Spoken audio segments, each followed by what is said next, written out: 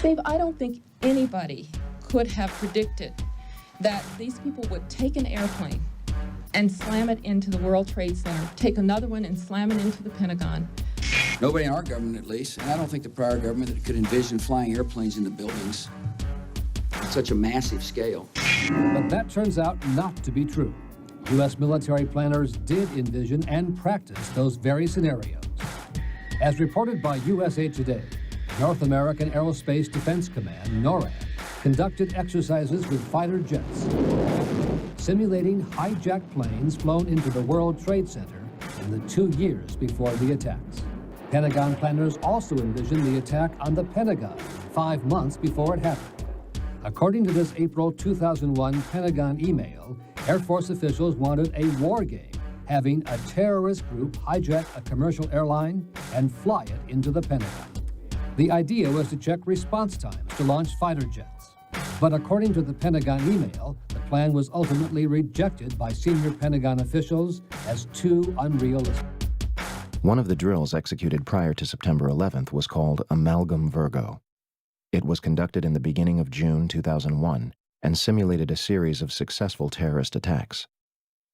Its purpose was to focus on unconventional threats like the hijacking of a commercial airliner, which would be crashed into the Capitol. NORAD would deliver scripted messages from the FBI to controllers participating in the war games.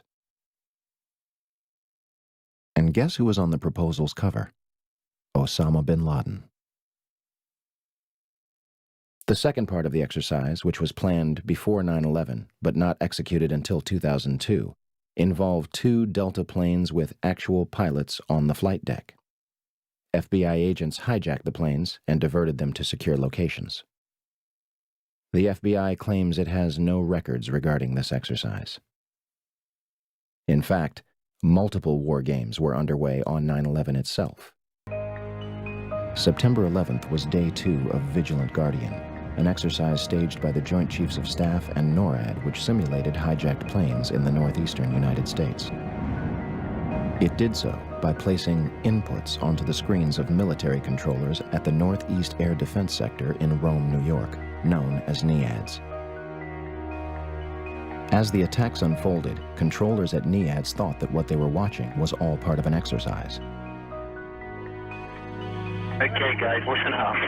Possibly a second hijack. Yep. Looking for a squawk, and I don't see it. We have smart terrorists today. They're not giving them a chance to squawk. What are the chances that a massive hijacking war game begins on the morning of September 11th that cripples the very defense sector in which the attacks take place? Better yet, who made the decision to schedule it on that date? Vigilant Guardian was a branch of Global Guardian, an Armageddon exercise being conducted at Offutt Air Force Base in cooperation with NORAD. Barksdale Air Force Base in Louisiana also participated in Global Guardian. Instead of returning directly to Washington, D.C., President Bush flew from Booker Elementary to both Barksdale and Offutt Air Force Base before returning to the White House. Another war game, Northern Vigilance, moved fighter jets from unknown locations to bases in Canada and Alaska to monitor a fleet of Russian MiGs.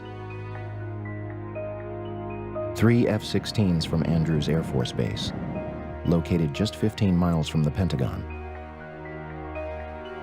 were flown 180 nautical miles away for a training mission in North Carolina, leaving them unable to defend the nation's capital. Langley Air Force Base, which is 130 miles from the Pentagon, would not launch fighter jets until 9:24 a.m., a half hour after the North Tower is struck and 10 minutes before the Pentagon. Although Major Kevin Nasipany at NEADS ordered them to fly towards the Capitol, they are instead sent out to the Atlantic Ocean. When the Pentagon is hit at 9:37, they are 150 miles away, further than when they had started. To top it all off, the National Reconnaissance Office in Virginia, which monitors and controls the nation's satellites, began a drill at 8:45, conducted by a team from the CIA, in which a plane crashes into their headquarters. There are a number of other war games that have yet to be fully disclosed.